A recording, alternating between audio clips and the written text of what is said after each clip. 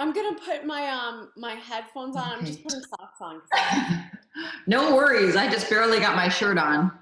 oh my God, girl. I mean, the baby, they just left. I mean, I kind of wanted a little more time before. Yeah, you don't really get a buffer when you're, a mom. It's like so much. It's just like cramming everything in. This little thing helped me get pregnant. Oh, Um, that was the fluffer. um, th- when you are in your mother's womb, she creates your entire reproductive system, right? When you're building a baby, you build that baby's entire reproductive system. One second, let me just put this in. Wow. Wow. When we're born with all of those follicles that become eggs. Mm-hmm. And so my mother gave me created the follicle that then became the egg that became my daughter. Wow. So that to me is so freaking heavy. And Yeah. women are just so powerful. And we can talk about it more. I definitely Yeah. want to touch on that because Yeah. that to me is like, you got to figure out your relationship with your mom, get it straight, and then have like the ultimate gratitude because she supplied you with all that material to make your baby. Well, so we have a couple things in common. First of all, we went to the same school, the Institute for Integrative Nutrition. It's like all this, weirdness has happened in the last like 2-3 years, 4 years. And so the purity of being at IIN at that time, when they're like, the biggest weirdness was like, do you eat animal products? And if you do, like, that could be a little sensitive. But Mm-hmm. other than that, it was just like I met another human being and like I made a friend. I had a conversation. Yeah. And so I miss that. Yeah, I was definitely on a journey towards getting myself healthy, starting at that school. That really changed things for me. I had a couple of health glitches and definitely brain fog, and Yeah. everything changed. I started learning a little bit about vaccines too. I'm not sure if I should say that, but I definitely learned a lot about Listen, girl, medical. with me, you could say anything I because know, but things get censored I out. know everything gets weird. Everything Yeah, gets weird. That's what I'm talking about. The freedom. that started, I know, that started my journey because I'm glad I went to IIN before I got pregnant. So I have a 12-year-old and I had him when I was 32. And, but I got, on this healthy path before that and learned about medical intervention and just really this wonderful world opened up to me. But then that's when I started realizing, oh, some of this is controversial. It's very risky to talk about some of this. How bizarre. Um, and but anyway, and then I had Eliza right when I turned 43. So I'm really when William suggested talking to you, I said thank you because I've just been really wanting to get more involved in like mother support in general because there's just a huge vacancy there. Um, And so also, there's so many things that like little things that are not that you just don't know about. Even like, let's say you're a holistic person, I'm a holistic person, we both went to IIN, right? So when I was in the delivery, when I went for regular checkup, because when you're advanced maternal age, you have like they beef up the checkups, so you have like way more checkups than you would if you were like a yeah, younger person, right? right. So I went for my checkup. They did the scan. They were checking the amniotic fluid. I was actually at my due date, right? And then the tech had like this nervous reaction looking at my sonogram, and that's never good, right? And then I find out, okay, my amniotic fluid is a little low.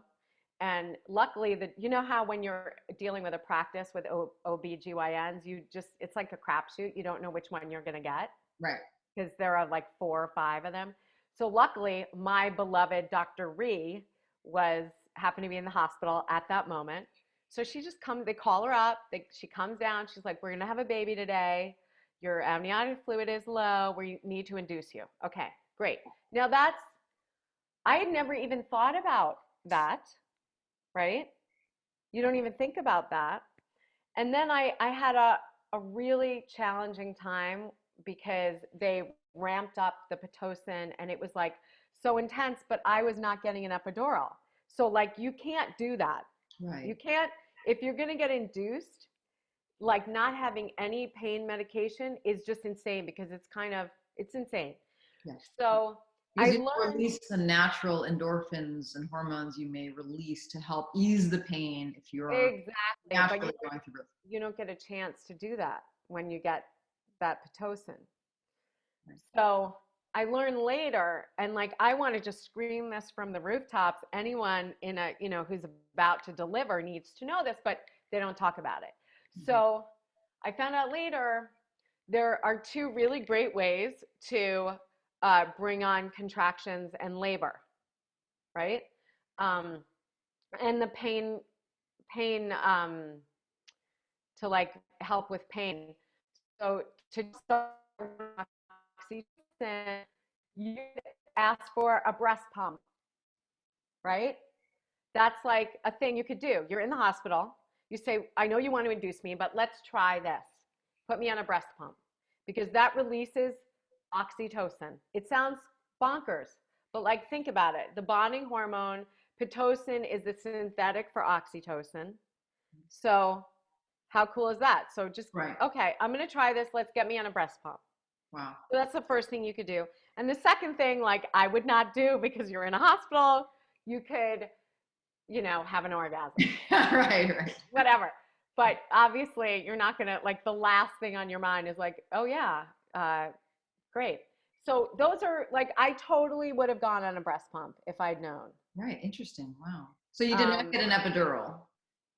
well, so, Right. How? and the other thing is you can ask them for just like a wee teeny amount of Pitocin. You could say, I understand you have to induce me, but let's just start super slow. Because what happens is, and I saw the Ricky Lake documentary about natural childbirth, and they actually filmed it at the hospital I delivered at. And they were, the whole focus was when they were in that hospital filming, it was like pit, pit, pit, we got to use pit, pit, pit. And like they were inducing women left and right. So yeah, I probably needed to, it was probably legitimate that I needed to be induced. Mm-hmm. But like the level of Pitocin that they gave me was really high. So if I had to do it over again, I think that was one of your questions. Like I would have, like if I could talk to myself from here and like go back and talk to that person who like had just met their husband and like really wanted to make a baby, I would say, okay, um, good to get everything checked out. Go see a fertility doctor to get your levels, but do not listen to anything he says. Like, don't, because what they do when you go into that office is they literally pull out a piece of paper that's, it's like a chart, and it says your age and it says the probability of you getting pregnant with a live birth each month. And it's like at that age, I think I was 41, 42, they're like, yeah, you've got like less than a 5% chance. And that's with intervention. So I was like, wah, wah, I'm a loser. Nothing's going to happen for me. And so, and then when I had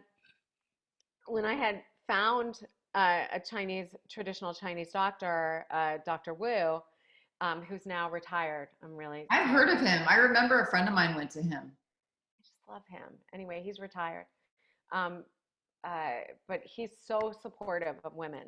So um, the thing is, they told me straight to my face, you can't work on egg quality. Now we know with Rebecca Fett's book, It Starts with the Egg. It's a great book. Like you can literally change your egg quality in 4 months' time. You can change your husband's sample in 90 days. Okay. So there is power in that.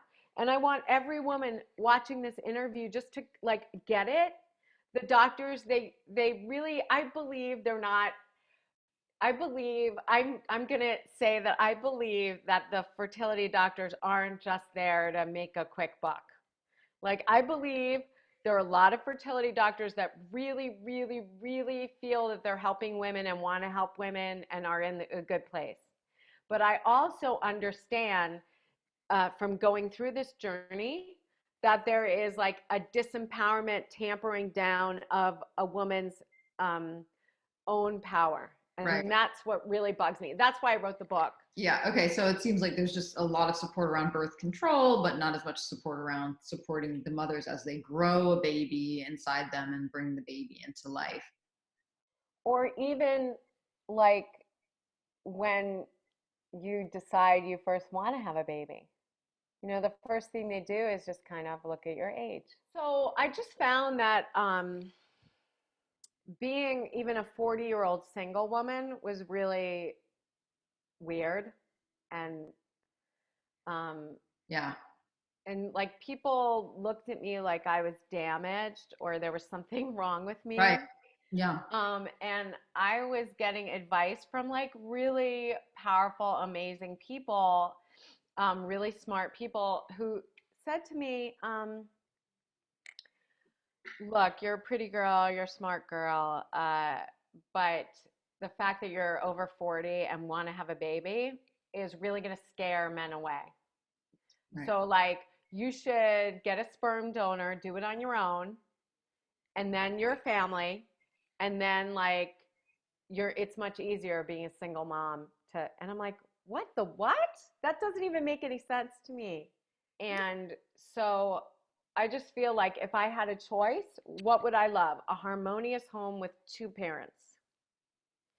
And I think what happens is we get scared and we forget how um, dynamic we are as as beings. I'm not even putting a gender on it. Just as beings, we are so dynamic. And I don't know what your personal experience is with manifestation, but like there are things that I've manifested. I'm like, wow, that's pretty amazing. And so I go back to when I was manifesting my daughter.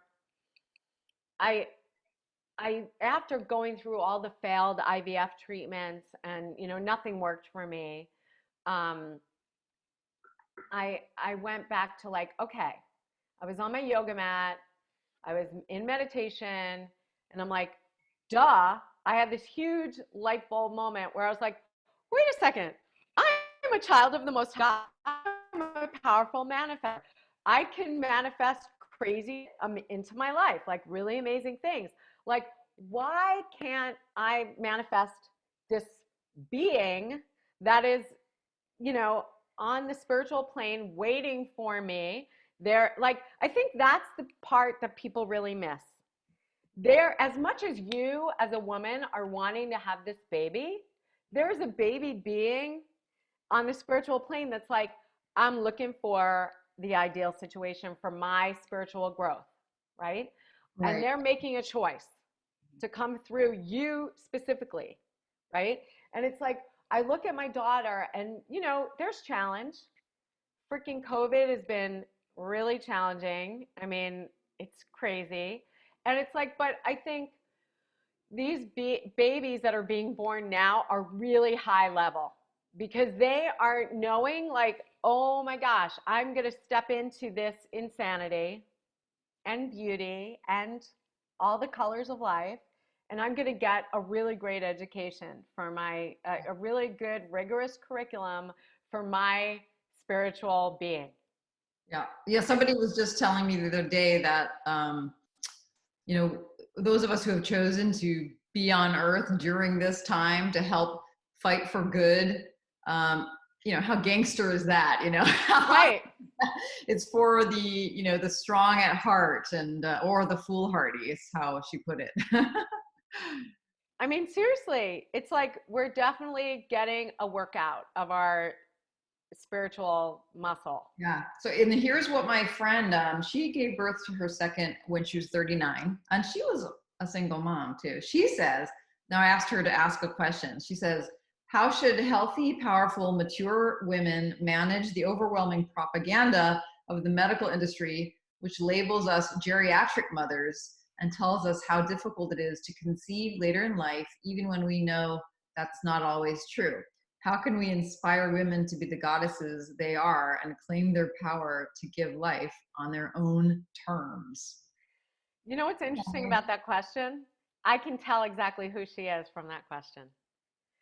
Um, like they always say, ask better questions. That's a freaking awesome question. Yeah, she's an So, awesome, powerful, powerful woman who I raised. mean, you could tell. You could tell. Let's give her a shout out. You Yeah. can Oh, tell. Heather, good question, Heather. Well, here's the thing. I mean, I wish I had had someone like me at the beginning of my journey so I could have bypassed all the, which Heather is calling propaganda and, pressure and whatever.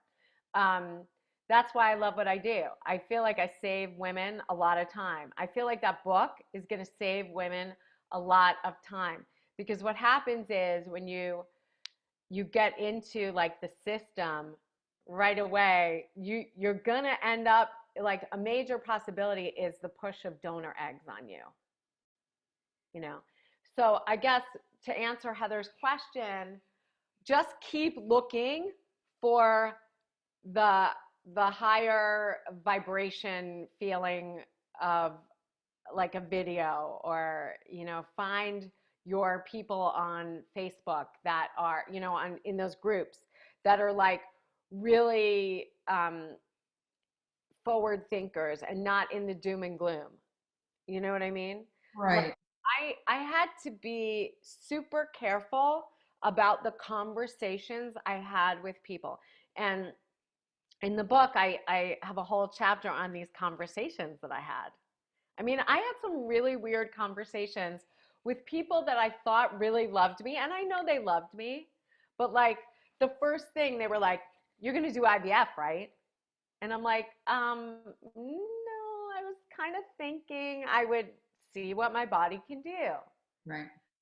before I clobber my ovaries with crazy medication. And you know what's so funny? In this time that we're going through, um, with like certain medications that we know could help with, certain viruses to speed up recovery. Um, there's this whole backlash of people saying, "Oh, well, they're being used off label." Well, 90% of medications are used off label. I remember going my second round of IVF that failed. Doctor used an anti-cancer medication off label to stimulate ovaries. Doctors are using things off label all the time, you know? But Right. like we're in a holistic space dealing with a very controversial issue, we get in trouble if we want to embrace, using a medication off label. So you had posted a video of you going through all the different steps you had gone through and up until giving birth. And that did that generate like a huge response? Is that how you took off? Yeah, so it's at almost 300,000 views, and I get emails every day from women who are like, hey, I'm kind of in the same boat. And then they share with me all of the stuff they've gone through and then luckily I find some women that are at the beginning of their journey. Right, You right. know, oftentimes the people that are commenting are kind of in the space that I was when I finally found um, Dr. Sammy David. Mhm. Like after a year of trying and maybe $30,000 to $40,000 that I could have put towards a house, stuff like that. So there's a lot of money to be saved. There's a lot of time to be saved. There's a lot of energy. There's a lot of self-esteem to be sort of um, usurped and put back into yourself. And so that's kind of how it started. And I realized, like, oh my God, so many women are reaching out to me. I need to kind of put this all in one place. Yeah, break down, how is your book sort of laid out? So it it's kind of my story. So it's a very interesting hybrid of like um, a biography kind of account of my journey, interspersed with like powerful interviews with like major best-selling heavy hitter doctor people, mixed with awesome recipes, funny stories, like really funny stories of like, um, one of my favorite stories that like makes me laugh and cry, um, is just stories about wasted time with guys. Mm-hmm. So I call it like wasting your fertile years. Right. So I'm hoping that I grab women who are like late 20s, who are like, doing that dance where they're like dating these guys that, people tell you who they are right when they meet you. And like, we really have to be super aware. Um, so it's fun stories. And then part of the editing process was having my friends read to me. It took like 7 hours. Mm-hmm. But we would just be reading the book and there'd be tears and laughter. And so like I feel like it's an inspiring read, it's a fun read. Yeah, It's you have to go through. You probably have to walk some people through some of the options that they may be facing in the yeah. journey. And I'm not anti-intervention at all. Like I'm not anti I want people to like know what they're starting with. Like I want to know all those levels. I want to know what their ovarian reserve is. I want to know what their husband's sample is. There are these great tests that you can take. Just be like, okay, let's get a baseline. Let's know what we're starting with. Like what, where are we starting? Like, okay, we definitely need to work on egg quality. If you're over 35, that's like, let's do that. We got 4 months. Let's do it. Let's get your husband on board. Let's look at all the toxins. I interviewed one of the most impressive and interesting environmental toxicity experts. I love him. His name is Oh, Matthew well, that sounds Kolatsky. interesting. Right. He's so great. And like, you could have a plastic shower curtain liner that is messing with your egg quality. Or fabric softeners. Yeah, and no one's even thinking about that. Like everybody loves their spritz of perfume, but if it's messing with your hormones, it's not worth it. So you kind of have to take inventory of like, the women that are like, oh, it's wine 30. It's wine 30. I gotta have my wine, Right. and like they're like, oh, I can't give up my wine. It's like, well, really? Or like they're like, oh, when I go out with my friends, I have to have a cigarette. Oh, really? Like I can't give that. Oh, really? Like, oh, I have to have my coffee, my, Starbucks crazy, 30 grams of sugar, 40 grams of sugar thing. And they're like, I can't give that up. And I'm like, well then, do you really want to be a mom? Yeah. Really? Well, I bet you do well at creating lists and making Yeah. more clearly the sorts of things that might be clouding their Yeah. actual So goals. I go through that. I go through like, okay, we all love having our nails done, right? I did not, my entire pregnancy, my entire conception, my entire like pre-conception, I went, I had a manicure, I left my nails naked, and then I did not put polish on my nails, with the exception of like the 7 free stuff that literally lasts for like 1 hour and then it peels off when you wash your hands. Mhm. Like, so I did not put polish on my nails the whole time, Yeah. my whole journey. I did not use perfume.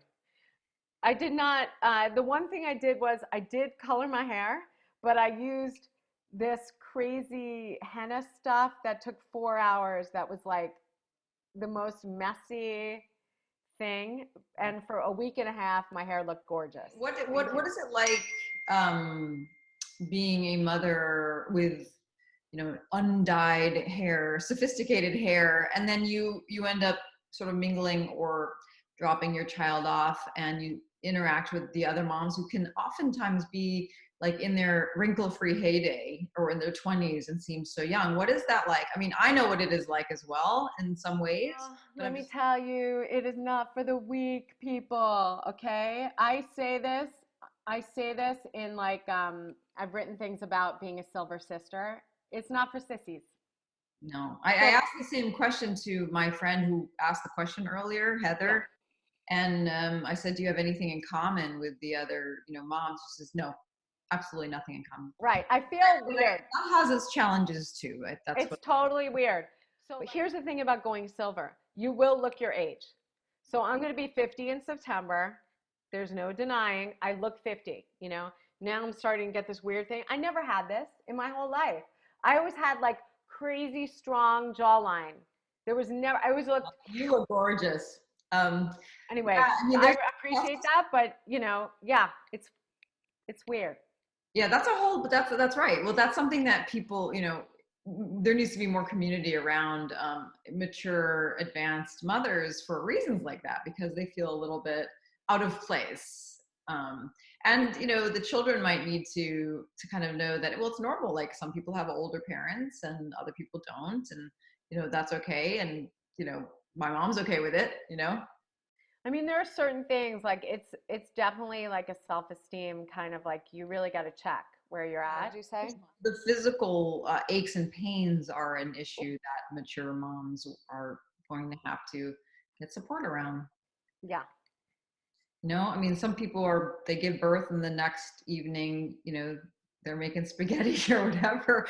I But know, and I think that's another reason why I'm upset that I didn't go through and that I wasn't didn't have more awareness around my options because I think once you get that epidural, it puts you out of commission. It's like I feel like the people that really bounce back that have it the easiest are the people that just did a natural childbirth. that's probably Because true. Yeah, I'd love to I hear more about that. Yeah. like if I had to do it over again, I would have done more around just like because I was 43 and my doctor really had faith in me and she told me that I was the oldest woman cleared to use the birthing center at St. Luke's Roosevelt, which is now Mount Sinai, Luke's, whatever.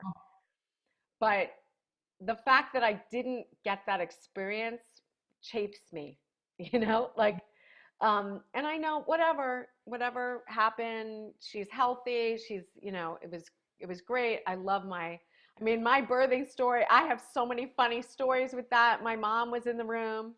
She was Hmm. like eating snacks on her cell phone with her boyfriend and Uh-huh. I'm pushing. She's like, "Oh, it's fine. She's having the baby right now." Like, oh my God, what are you doing? That's so Um, but I just feel like I wish I'd had a sweeter experience around that. And I feel like, but you're talking about the bounce back.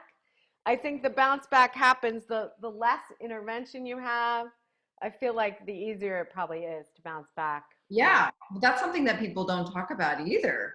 Yeah. I definitely had an epidural, and boy, oof, my back hurt for. Yeah, girl. But Hurts. speaking of, I'm glad you brought up your mother because I wanted to hear a little bit more about like what you may have discovered in your journey and your research about like the role the mothers play, your mother, the DNA of mothers, Oh, etc. it's just so sweet. First of all, I didn't have a good relationship with my mother. I love my mom, and my mom is so awesome. And I feel like once you become a mother, it's such an opportunity for healing your relationship because you grow like so much compassion and so much understanding and empathy, like for everything that she went through, just being a mom. But the thing that I learned that was really exciting from like a holistic standpoint, you know how like when you're in your mother's womb, she grows everything. You're in your mom's womb and she's growing your lungs and your heart and your skin. Yeah, everything is, and you're made out of whatever she's eating. She grows you, right? Amazing. Hmm. So, what I learned that I did not know is that she grows your entire reproductive system. And in that, when you're born with all the follicles that become the eggs that become your children, right? So when your mom is growing you, she's infusing her energy and her DNA in those follicles. Then you come out of your mom, and then you grow up and you hit your puberty, and then you go you're like, every month you get this egg, right? Those are coming from the eggs that your mom made in her body. Wow. So the egg that made my daughter, my mom actually made. Yeah. Yeah. So like there's this like linear connection with, you know, Yeah, with the that's amazing. material. Yeah, well, does any of that get changed when there is treatments or when with IVF or I don't know. No, I mean, it just, those are the follicles and then they mature. And so when you're going through a medicated cycle, they're getting infused with whatever stuff from the doctor to stimulate them. But that you can't change that follicle is what, so it starts off and then 4 months later it's an egg. You know what I mean? Mhm, mhm. There's like you know. Well, I don't know a lot about that. I mean, what happens to a woman as she ages? What happens to her So eggs? the interesting thing that I didn't really know is that there's all this focus on how the egg quality gets wonky after 35, and to a great degree, that's true. I have a great interview with Dr. Sammy David, and he's been doing this for like 40 years, maybe more, and it's his experience that the fertility issues at 20 are pretty much the same. Like if he has a person that comes to him with a fertility issue and she's like 22, it's like essentially the same as a woman who's in her 40s. The only different, we're talking about vaginal pH and, all the weird things that could happen, tube situations and heightened immune system and all these things. Like those are still things that could be an issue when you're 40, when you're 20, whatever. The only difference is egg quality, really, unless that person has grown up with like a ton of toxins in their, because you could get a 22-year-old woman who has really wonky eggs if like she grew up on like totally denatured GMO foods and lives in a situation with like toxic paint and you know what I mean. Right, But right. like basically the main thing where it goes awry is the powering up of the energy center of the mitochondria. And so when there's not enough energy to duplicate the chromosomes, they get wonky. And that's why you see so many chromosomal issues in women over 40, Mhm. women over 35. That's why they started to do amnios at women over 35. Right. Because that is kind of like the time when if you do not know all the stuff that you learn, if you have a health coach and you have a fertility coach and you read Rebecca Fett's book and you do like a Sally Fallon kind of like, making sure you get really good food and nutrition, or That's like people like Nina Plank who is the first person that brought the farmers markets over. Like if you're not eating whole food, real food, mhm. that's where it starts. We're like, okay, what's the biggest impact on egg quality? Whole food, real food, really good food. Yeah. Then the second thing is toxins. So we really go deep into this in the book.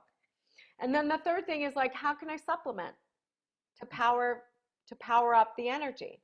And a really great supplement, and this I found out from Rebecca Fett's book, It Starts with an Egg, is ubiquinol, CoQ10, ubiquinone, ubiquinol. And like what that does is, so it's really great for circulation, it's really great for heart health, but it's also really great for powering up the energy center of that egg, you Mhm. know. And Did you, also, sorry. well, I was going to say, I know that you had herbs, acupuncture and Yeah, herbs. I loved that part of my journey. So The other thing that I think is really important to bring up is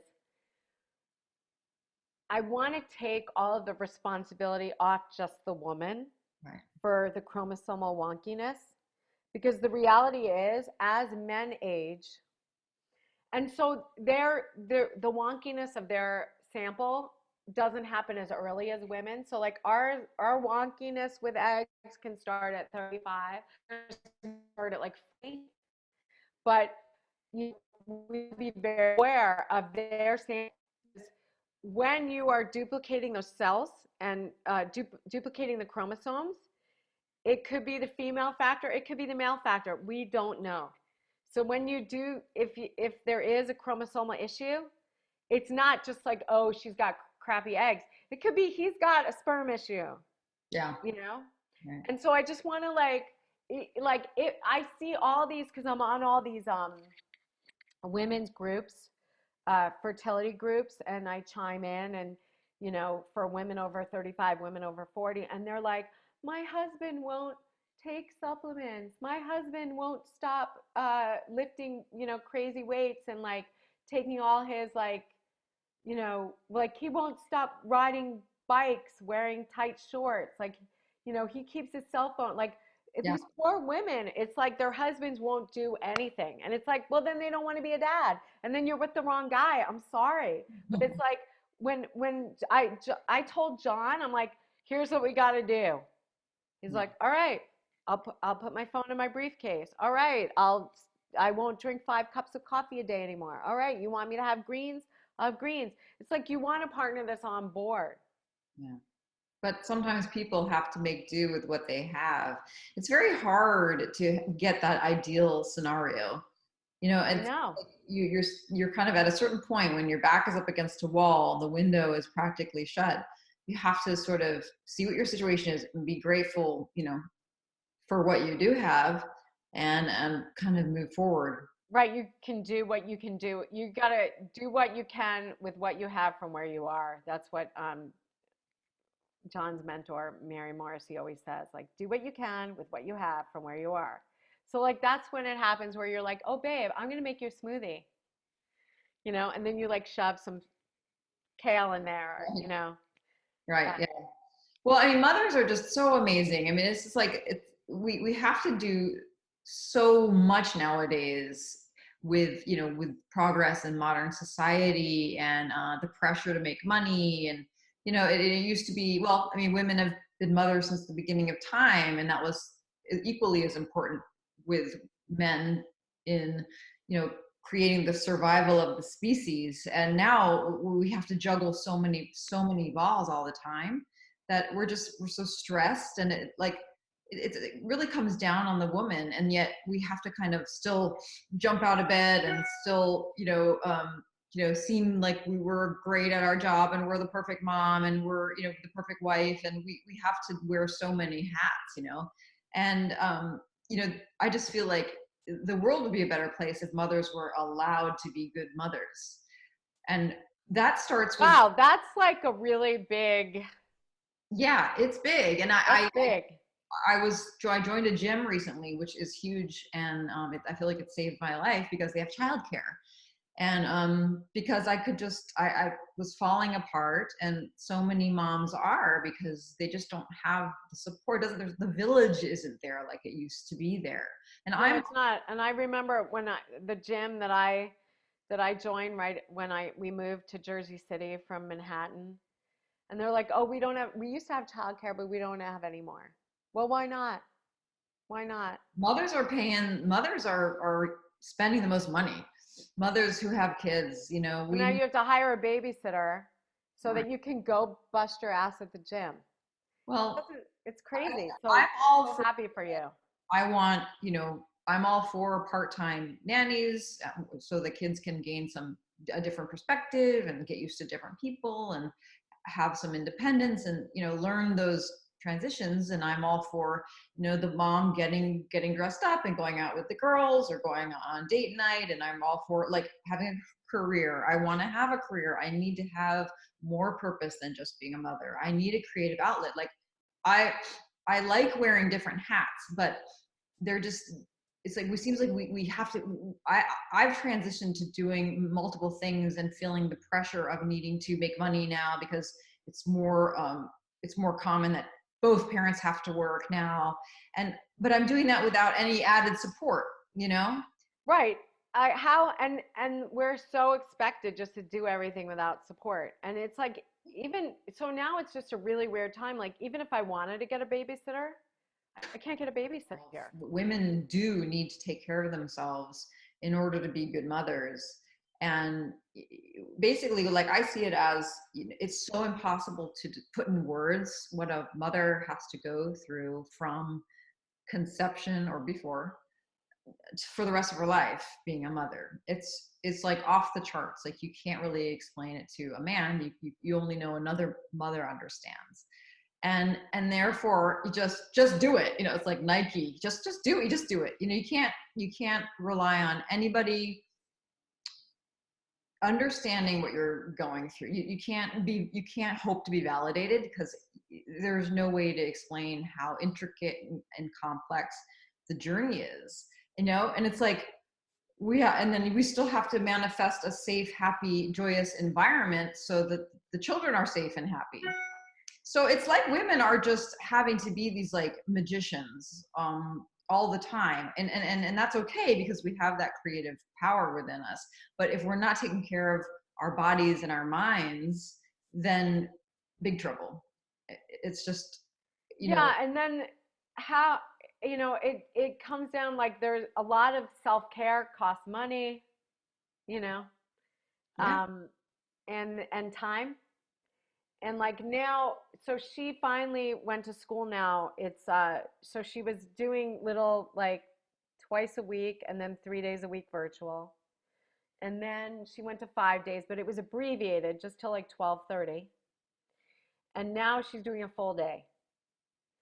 So I'm so excited that I have more time, but what am I doing with that time? I'm doing the laundry is like a runaway train. And like the amount of cooking, and like, thank God I finally got a housekeeper for the first time in 16 months. I Mm-hmm. had, like, I was scrubbing toilets and everything myself, and I was doing everything. But then you sit there and you worry, okay, now my child is at school for 7 hours with a mask on. I was on one of these groups that I chime in on, and they were talking about, oh, I'm getting the vaccine. Women trying to conceive. Yeah. And it's like, I've heard some, rough stories that, there's like a 337% um, uh, raise in miscarriages with the, Right. and then I'm like, well, should you get the vaccine? I wouldn't. I think when you said, oh, it's kind of depressing. Yeah. Yeah. It is. I mean, Um, the thing is, uh, we just have to yeah, it's crazy. really educate ourselves and not take, your interview with the guy from Kansas, the doctor, the holistic doctor. What's his name? Dr. Honeyghockey? Oh my God, I want to go get a vitamin C drip, right away. Yeah. Well, they don't. Like, They when do he's that other. talking about that other doctor, the one that started the center, the founder, curing people of polio before the vaccine came out. Yeah, the Reardon Clinic, and And I was like, yeah, yeah. yeah. And why, and that got totally, the polio, the fact that that guy was healing people, and then it got totally eclipsed by the vaccine. And look, I've had polio vaccination. My daughter has. Thank God, that it's available. Um, But maybe during conception and pregnancy, yeah, that might maybe a vitamin C drip is a better choice. Maybe, maybe certain things, or maybe it's a time to, like, go natural yeah, as much as you maybe. can, because it seems like birthing and pregnancy has become so complicated, especially, I guess, later in life, when it really is the most natural thing. So, it's getting more and more complicated. And just like the EMFs, like, just if you look at the anatomy of the scrotum, it's like it hangs outside, for a reason, to keep it cool. Oh, uh-huh. Just looking at the anatomy. And then where the guys are sticking the phones in the pockets, they're cooking their sperm. It's like just stuff like that. It's just Right. like they don't know about it. Like that's something like male infertility is up like 40%. Yeah, no, I've seen the graphs It's and women. crazy. And people are like, well, why don't you look at the simplest thing? Like people are like, oh, well, we'll just do ICSI, which is where it's a $3,000 add-on to an IVF cycle where they select the sperm and inject it into the egg. So now you've taken all of the cool, you know, like nature out of it because you're just injecting the sperm in. Instead of like, how can we make the sperm better? Right, right, right. It's like there are things that are really difficult now that don't need to be difficult. Right. Right. Well, I feel like what you need to do in your next book. Did you know you're going to write a next book? Oh, yeah. Yeah. What's the next book? Tell me. I love it. Well, I think it should be a little bit like the format of a choose your own adventure. And, you walk people through the different turns you could take and what to do at what point. I like it. I Yeah. like that. And I imagine the men have their own chapter as well. Yeah. So, Yeah. Are you going to choose to smoke that cigar? It's going to really mess you up for a few days for maybe a month cycle. Are you going to do it? You going to choose to do it? that and just knowing, I mean, gosh, when to test for what, when, There's so so many tests that they're not doing. Like if I tell you, I mean, the simplest test, like the first thing anyone should do is like check your vaginal pH. Because people don't know that. Yeah. people are spending $15,000 on an IVF cycle when they could just like do a baking soda douche, you know? What is that? Is that baking soda and water? So that's like a recipe from Dr. Sammy David's book, Making Babies. He's great at explaining it. I do use the recipe it's reprinted from his thing, but it's like just so super simple. Mm-hmm. And if it's in his book and he explains everything and the recipe's in there. It's just like baking soda, distilled water, you know, and then it's like it can hold your pH at a hospitable number for up to 8 hours. And so there are women that are going into fertility clinics that are not checking their vaginal pH, that have like great eggs, husband's got great sperm, but it's not connecting because the the cervical mucus, like first of all, cervical mucus gets no respect, in my opinion. Right. And it's so important because when it's good, it literally like will grab, it'll be like, come on, let's go. It grabs the sperm. It's very springy. It grabs it up. It pulls it up. You know what I mean? Yes. But if it's not good, it's not, it's not happening. It's not going to happen. Okay. And that's the first thing. That's why I love my interview with Dr. David, because he talks about like cough syrup, like Mucinex and stuff, because that will loosen that your vaginal fluid and make it kind of like good.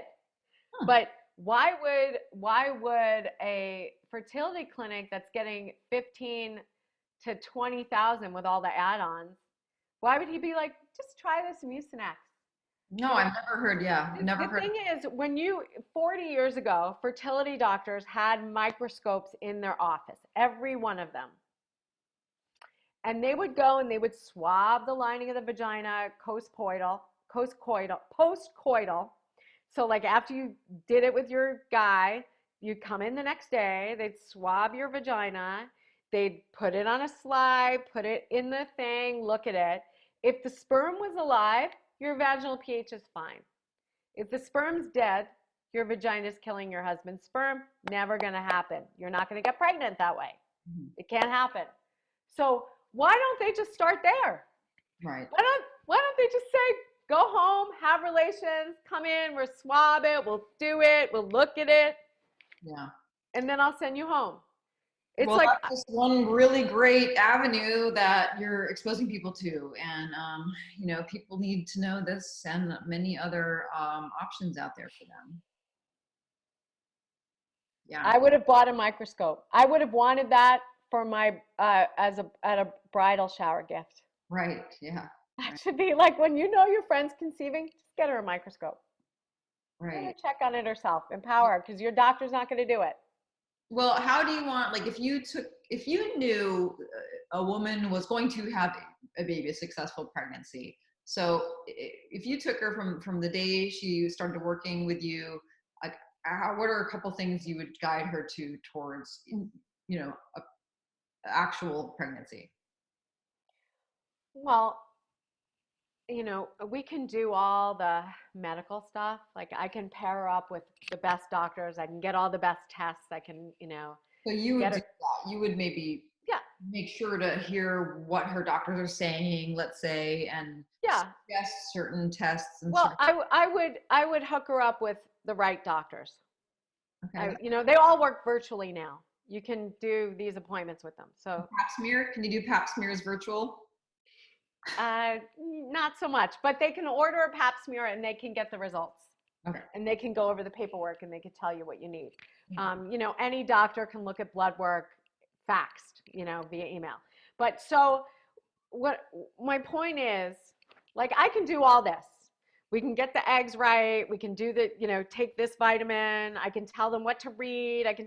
But if there's something going on in their mind that's energetically blocking them from having a baby, And get that's what them we in the need to right work on. mind frame. Get their Well, bodies as healthy as can be. Get them in the right mind frame. so I go into this in the book. There could be messages that you receive from your family, Mhm. from the media about having a baby. It's like when you're trying to make money and you have to, the T. Harv Eker stuff where it's like money doesn't grow on trees, or Get over your underlying negative beliefs. right. Right. Your programming, your all this stuff, right?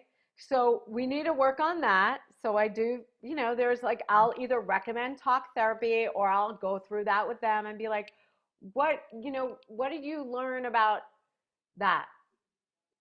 That whole thing. Like even partnership, like sometimes it's like for me, I didn't have any good role models. My parents' divorce was crap, really bad. Mhm. So like maybe what you learned about parenting, maybe you grew up in an abusive home where you were Yeah. beaten. So Well, you're explore. afraid to have a baby. If you think you're going to be abusive, why would you want to have a baby? Right. So You explore know, all that, the different psychology behind some of these explore all that. And then we do envisioning visualization. and manifestation and meditation. And I walk these women, what I do is I connect I connect to the creator before I even get on the phone with these women. And I get great messages. I'm like, okay, what does, Daria need to know about her unborn baby? Like, what's the message? Like, what can I tell her? And then sometimes it's really weird shit. It's like, go to the ballet. Like sometimes I get a message and I'm like, I know this sounds crazy, Mhm. but I got a message. You need to go to the ballet. And then all of a sudden she starts crying. Mhm. And I'm like, what's going on? She's like, I haven't been in the ballet in years. I used to do that with my mom. And it's so weird. Wow. There's a whole spiritual, Your intuition. yeah. Get in touch with spirituality to help guide this process. Because you're opening up, you're like, something's going to kind of hijack your entire body. You're opening up everything. So, like, it's a spiritual agreement being a mom. It's not like cut and dry, like, I'm just going to host this baby. It's like, it's a spiritual agreement. Like you said, it's like 20, 30 years. Like my mom is going to be 80, I'm going to be 50. She still calls me like 3 times a day, like, you didn't call me, what happened? Like, are you okay? It's like, all right, Forever a mom. Yeah, always. forever, forever. Um, let me see. We're taking a long time, so I want to Sorry. no, no, no, it's good. I mean, I had wondered about, I asked you about the grandparent thing because I worry, I feel sad. My father is going to be 80 as well. My daughter's 2, so it's like, she won't have him for very long. So like, I've thought about a community where people, elderly people who are looking for some more purpose, if they just sort of volunteer their time to be like a god grandparent or something like that, just so you can have, so your children can have influences from the elders, like serious commitments. I would love something like that for my kids, in a way, like, godparents who, or little grannies who just kind of want to hang out with your kids or something like that. Because You know what? I think that's a great organization to start, and I love that idea. I think it's like really powerful, like because my dad died when I was 14, mm, and so growing up, kind of, I think I consider that growing up without a father, because first of all, from 5 to 14, I only saw him once a week, right, right, you know. yeah, Um, and so I know that I looked for kind of surrogate fathers in any man that was older, you know. My voice coach, who I ended up seeing twice a week, I was a classically trained singer. I ended up doing background singing for record companies for years wow, in the 90s. And like he became like an uncle, but really, like in my mind, he was like a dad. yeah, And so I think it's really important, like, yeah, we have to find those people. yeah, And if there are organizations that I know, there's like I saw like a YouTube video about I don't know if it's in like Finland or one of these places where everything is amazing, Uh, right, like the kids don't do homework and they all have like straight A's. yeah, Um, but like there's an exchange program with like people that uh, don't have family and they're older, and then like people that are younger that need family, mm-hmm. and so they kind of like live with each other, Hmm. you know. There's something out there. So, and so, how do you know William Bill Kolatsky? Oh my gosh. Okay, so Bill, um, I met him through water. I met him through the water. Okay, through the water? Yeah, so he's a really big educator on water and like water Oh, yeah. filtration. So I had a friend who was a health person, and he's like, this chiropractor is talking about this great Kangen filtration system, and uh, come listen to this lecture. So I went and met my buddy there, and then I remember Bill. I was like, oh my God, smart. He did this thing where he took tomatoes and he put them in high pH water. And then he had some that he just rinsed in regular water, and he had to taste the difference. And like the ones that were in the high pH water were like sweet and amazing. And then the same tomatoes from the same box. But then the ones that were just rinsed with regular water were really bitter. And then he went into the whole thing of like how the, you know, antioxidant clusters can form in the body and da da da. And so I bought a water system from him, and then he became like a really good friend, Yeah. because I didn't really have too many people that I could turn to for things like vaccination. Like I basically said, like, Right. what am I supposed to do? So he said, well, just go at a slower pace. Just do one vaccine at a time. Like now, I don't know if you feel this with your kid, but like they're doing all these cocktails now with vaccinations. where like they'll do 4 vaccinations in one shot. And so like I found that I have to like call ahead. I have to get an infant thing of just a single vaccination. You know, William is a very good resource for all things kind of. I just love him. And then I saw his brother did some prenatal chiropractic on me. Oh, Like okay. powerful stuff. And now his brother moved to Arizona, but he's doing that kind of stuff now. So it's real like energy healing. Yeah, I love it. I mean, I How do love you know Bill? brain. I'm in New York. It was through water. He introduced the water to the company I worked for, Organic Avenue. Through the water. Oh, Organic Avenue. Yeah, I loved Organic Avenue. Yeah. Oh, I loved working there for about 6 years. I worked there. And Oh my God, I'm having like am I remembering correctly that I went to a lecture at Organic Avenue with the one who did Crazy Sexy Cancer? I did a screening. I went to a screening. Yeah, I did. Yeah. I'm not sure. That's very possible. Well, yes, we did things like that, events, and I had. loved Organic Avenue. Yes, it was just an amazing company to work for. Is it still there? What? No. They, it got blown out quite a lot with new investors, and then it just went into bankruptcy basically. And those companies, it's hard pressed for them to survive. That's for sure. Because And they're doing so much good, and they're bringing. That's right. That's maybe one of the reasons why they have certain powers kind of working against them. So yeah, I was a wellness concierge there and got to health counsel, use my health counseling certification with them. So great.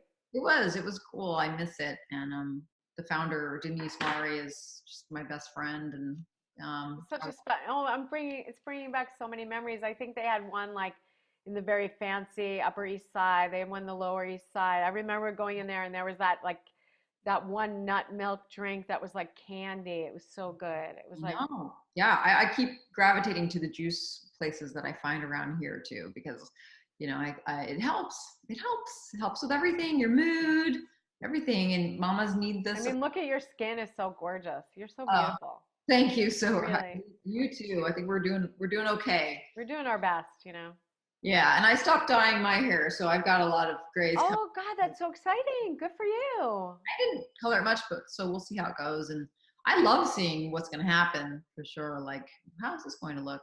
Let's see where my sparkle comes in. But it's really interesting because you don't know what's like. There are all these weird patterns. Like, you don't know what's under the dye. Really, it's kind of cool. Yeah. You look. I always say like God does my highlights now. You look amazing. Wow. You're such a doll.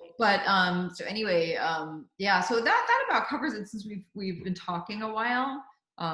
It's just an interesting field. It's so wonderful to support women in any way as the world just gets crazy and more complicated. And the children are still the future. Our babies are going to be the future, and our DNA will be carried into eternity. So mom depletion is like a huge issue, and it needs to be addressed. So I really commend you for what you're doing with moms and people who are prospective moms. And so we need to just go back to, let's just call it Mother Goddess and respect that.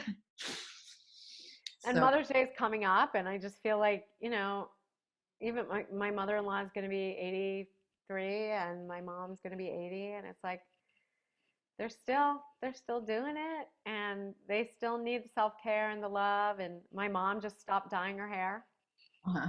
79. So sweet. I know. We need to listen to them more. But it's good to know what you were saying about how your egg came from your mother. Like, that's just something we need to think about more. So include that in. Did you include that little tidbit in your book, or you'll add it to the next book? No, it's in there. It's really when I heard that, it was like it made me cry, and then it made me just like there. And I always tell Paloma, I'm like, Grandma Sheila made the follicle that became the egg that became your body. Mm-hmm. I always tell her that. I'm always like, just so you know, Grandma Sheila did this really great thing. She put it in mommy's body, and then it became your body. And Paloma's like, I hatched from an egg? What? we actually just had that conversation yesterday because these kids, and she just learned all about robin's eggs, and she's studying eggs now, and so I'm Uh, like, no, no, no, not that kind of egg. yeah. Aw. Well, awesome. Well, keep in touch. I want to hear what you're getting up to. And so what is your website if anybody wants to get in touch with you? So it's Poppin Past 40, poppinpast40.com, and it's spelled poppin, like what's poppin, what's good, what's poppin. Like, Poppinpast40.com. You okay. notice she has silver hair? Yeah. She's the silver goddess. Silver goddess. So Thank yeah, poppinpast40.com. And the video, if you just go to my YouTube and just go to my YouTube and just put in I had a baby at 43, it comes right up. I Yeah. feel like that's the thing when you do have a kid older, I feel like there's more, it's a little more loaded with gratitude because like it's a big deal. It's a big deal. Yeah. Well, you know what it's all about. So to be continued, and I'm so excited that I made a new friend. And enjoy your time off while Paloma's in school. Oh yes, it's good. It's Yeah. good. You don't have to do the dishes. Just lay down.